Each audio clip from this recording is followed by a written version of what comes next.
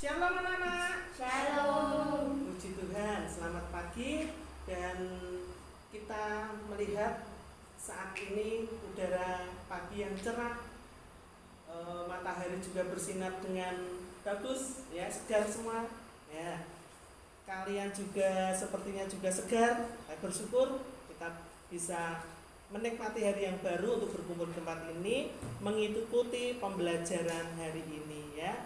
Hari ini kita akan bersama-sama belajar dengan materi kelas 9 semester yang ke-1 ini, ya, dengan judul Karya Allah dalam Pertumbuhan Gereja. Namun sebelumnya mari kita akan berdoa terlebih dahulu sebelum kita mulai pembelajaran hari ini. Mari kita doa.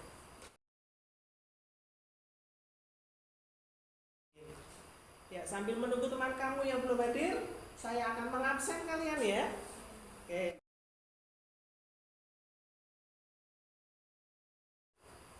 Materi hari ini adalah karya Allah di dalam pertumbuhan gereja. Apa yang dimaksud dengan gereja itu? Ya. Di sini sudah ditanyakan, gereja itu di dalam bahasa Yunani yaitu eklesia, berasal dari dua kata, yaitu ex dan klesia. Kata ex berarti keluar, ya. Sementara itu kata klesia berasal dari kata kerja kalein yang berarti memanggil. Dengan demikian kata eklesia mengandung arti dipanggil keluar. Jadi eklesia artinya orang-orang yang dipanggil keluar untuk menjalankan tugas memberitakan kasih Allah yang dinyatakan melalui Yesus Kristus, ya. Namun sebelum saya melanjutkan lebih dalam lagi pembelajaran ini, saya akan membacakan kompetensi dasarnya dulu.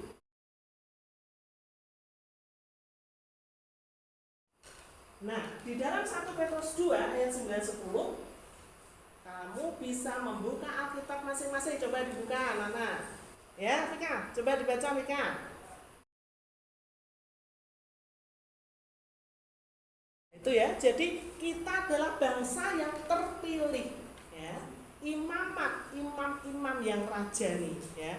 Ada nyanyian, kamulah bangsa yang terpilih, imamat rajani, bangsa yang kudus, umat kepunyaan Allah. Ya, jadi kita adalah umat kepunyaan Allah sendiri. Dan gereja adalah persekutuan orang-orang yang dipanggil dan dihimpun oleh Allah sendiri. Oleh karena itu disadari pula bahwa gereja adalah milik kepunyaan Allah. Jadi bukan sekedar gedungnya, tetapi orangnya, ya. Mudeng, ya.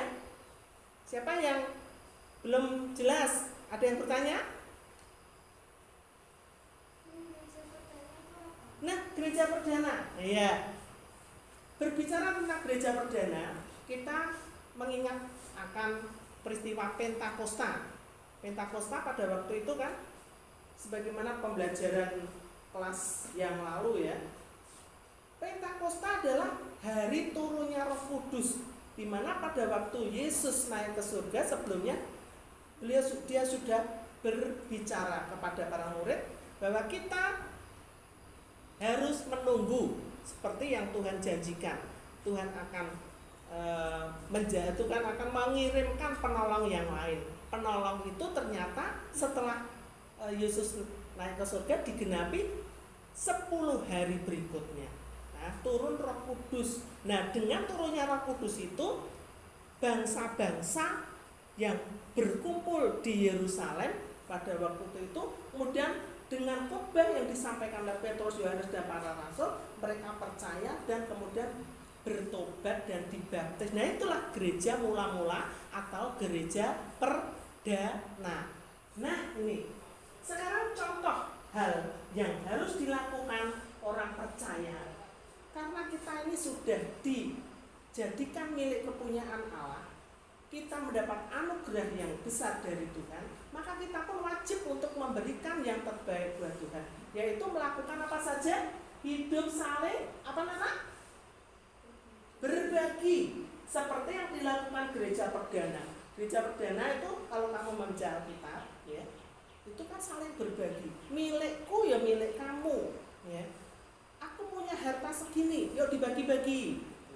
Misalnya aku punya mobil, ya untuk pelayanan. Ada kepenuhan yang diberikan Tuhan kepada kita, tapi ada saudara kita yang membutuhkan, kita diam saja. Itu namanya kita tidak melaksanakan nilai Kristiani dengan benar. Nah, ini ada pelayanan yang dilakukan oleh gereja. Pelayanan di gereja kalian masing-masing ada ya? Ya, apa saja pelayananmu? Contohnya, ada pelayanan yang memberikan bantuan sembako, ada ya? Nah, itu namanya pelayanan keluar. Jadi tidak hanya lingkup gereja saja, tapi untuk keluar juga. Ada lagi misalnya bantuan, misalnya dokter bersama-sama misalnya memberikan kesehatan di gerejamu, pernah ya? Nah, itu namanya pelayanan keluar, melayani sesama yang yang membutuhkan. Ya, dan masih banyak lagi. Kalau di sini ini ada, saya tayangkan di sini, pelayanan di panti jompo anak-anak. Panti jompo itu kan orangnya tua-tua ya, mereka tidak bisa apa-apa, dan kemudian dilayani. Ya, ini ada pertanyaan apa mungkin karena mereka tunjuk jari itu ya. Nah, masih banyak pelayanan yang lain. Coba sekarang lagi ya, ada lagi ya.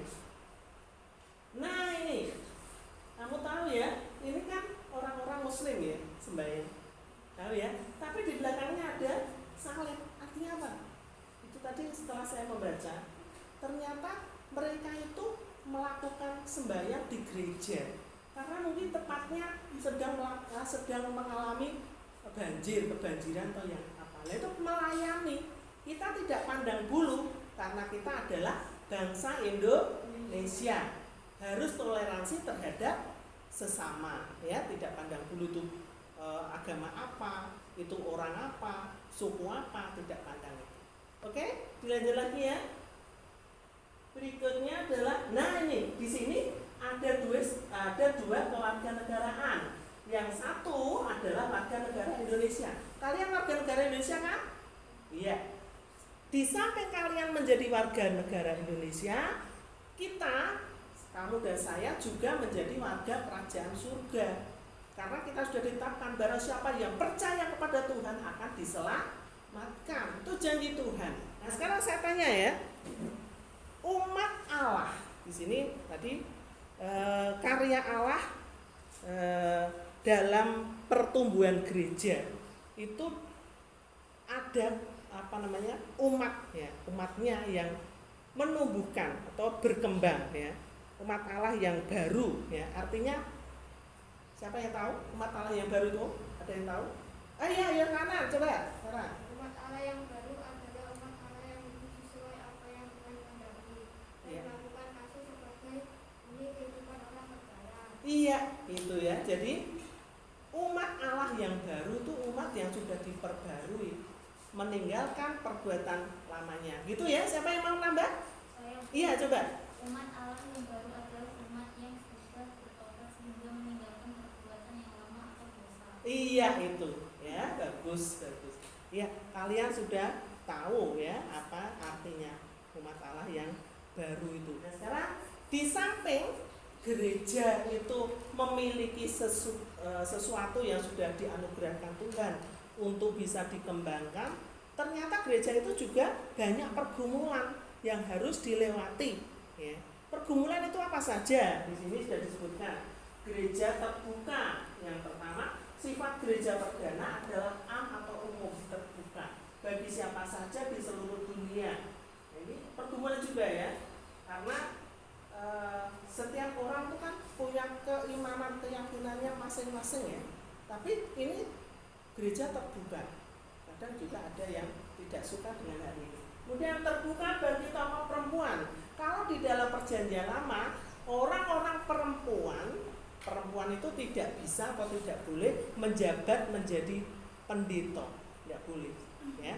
Tapi oleh pembaharuan di dalam perjanjian baru oleh Yesus Kristus, itu perempuan diperbolehkan untuk menjadi pendeta. D. Gereja terbuka bagi berbagai kelompok suku dan etnis. Nah, itu. Berikutnya, sebelumnya, coba ada yang bertanya lagi enggak? Tunjuk jari kalau ada, tidak ada? Oke, siap ya, kita lanjut. Pemahaman tentang ajaran yang benar, eksklusivisme, kesukuan. Nah, ini ada itu ya. Aku suku ini ya, suku ini ya. Dia menganggap bahwa sukunya itu ada gereja-gereja tertentu yang menganggap dirinya yang paling benar dan paling suci. Itu juga ada suku-suku seperti itu. Ya, padahal sebenarnya tidak ada di dunia ini yang sempurna, tidak ada. Setiap orang, setiap suku bangsa itu mesti ada kekurangan dan kelemahannya masing-masing. Kamu dan saya tidak ada yang sempurna. Saya punya kekurangan, kamu punya kekurangan, saya mungkin punya kelebihan dan kamu juga punya kelebihan. Oleh sebab itu tunjukkan bahwa kita menjadi orang-orang yang baik di hadapan Tuhan. Ya. Itu kegagalan gereja tuh biasanya dimulai dari sini nih. Ya. Gereja gagal untuk mempertahankan dirinya. Ya, karena itu tadi masih menganggap dirinya lebih baik, egoisme dan sebagainya. Gagal gereja. Atau melayani hanya lingkup gereja saja, tidak mau keluar. Ya, seperti tadi kan ada pelayanan di jompo, membagikan sembako dan sebagainya. Nah, hal yang harus diubah itu apa? Karena umat Allah dalam perjanjian lama menolak dan berpaling dari Allah sehingga mengalami penghukuman. Maka gereja dibentuk Allah sebagai umat Allah yang baru. Tadi sudah saya terangkan ya. Umat Allah yang baru itu adalah umat yang sudah diperbarui.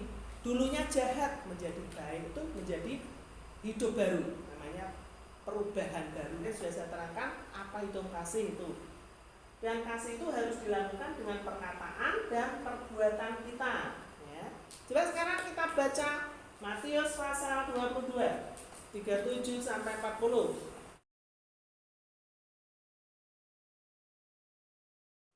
Iya, ya. Intinya hukum kasih itu ada dua, kasih kepada Allah dan kasih kepada sesama. Itu. Sekarang sebelum kita ada di dalam diskusi dan pertanyaan sudah ada di lembaran yang sudah saya bacakan, kita akan bersama-sama berkumpul ya di grupnya masing-masing atau kelompoknya masing-masing. Dipersilakan. Silakan didiskusikan kelompok. Ya, yuk diskusi. Ngomong kamu bisa. Alkitabnya disiapkan. Ya. Ya, kelompok 2. Ya. Iya, bagus ya dilanjut. Kelompok ini jadi satu ini. Sama-sama ya.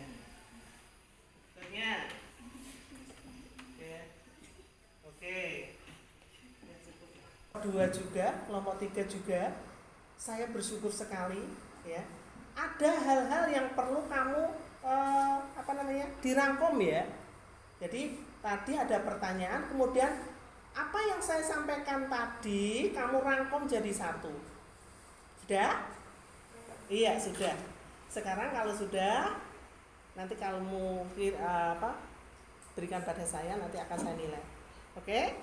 Oke. Pembelajaran hari ini anak-anak sudah selesai ya. Saya berterima kasih sekali kalian bisa aktif ya. Dengan jujur kamu tulis di dalam buku masing-masing atau kertas tadi ya. Nah, untuk tugas berikutnya kalian bisa melihat di Google Classroom ya, Google Classroom masing-masing, kemudian kamu jawab. Oke? Oke, sekarang mari kita akhiri pertemuan pada hari ini dengan berdoa. Ya, ini yang berdoa ya. Terima kasih Tuhan Yesus.